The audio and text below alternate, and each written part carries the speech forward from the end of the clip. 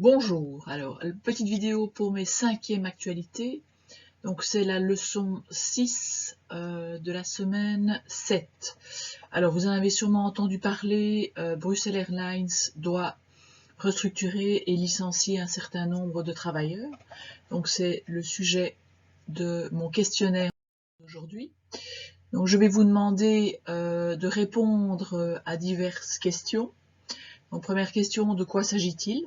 Donc quel est le fait? Pourquoi est-ce qu'il y a ce plan de restructuration? Donc pourquoi est-ce que ça a été décidé? Alors il y aura deux réactions. La réaction des syndicats, quelle est-elle? La réaction du gouvernement. Vous allez voir aussi qu'il y a le gouvernement qui se positionne assez clairement par rapport à ça. Toujours en lien avec le gouvernement, est-ce qu'il y a une aide publique possible? Et vous me justifiez, vous m'expliquez un petit peu le montant et est-ce que ça va servir à quelque chose? Alors on parle de plus en plus de la procédure Renault par rapport aux travailleurs, donc vous m'expliquez ce que c'est. Lufthansa, qu'est-ce que c'est? Vous avez deux petits ministres à chercher, le ministre de l'Emploi et le ministre des Finances, qui sont dans les pourparlers de cette restructuration. Alors est-ce que c'est une surprise, ce plan de restructuration?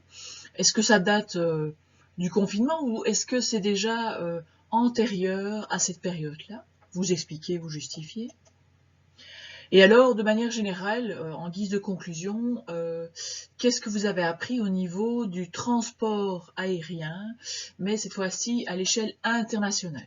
Donc vous m'expliquez un petit peu pour voir si il y a d'autres compagnies aériennes qui ont aussi des problèmes. Vous me citez 2-3 exemples.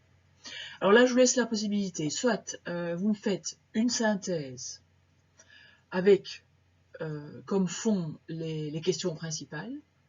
Donc vous ne me recopiez pas les questions, mais vous faites une synthèse, une intro, un corps principal et une conclusion.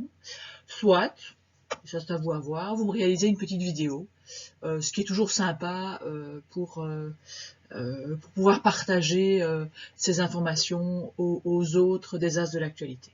Voilà, donc là je vous laisse vraiment la liberté, soit une synthèse, intro, corps principal, conclusion, soit une vidéo pas trop longue de 4 minutes maximum. Voilà, bon travail, merci.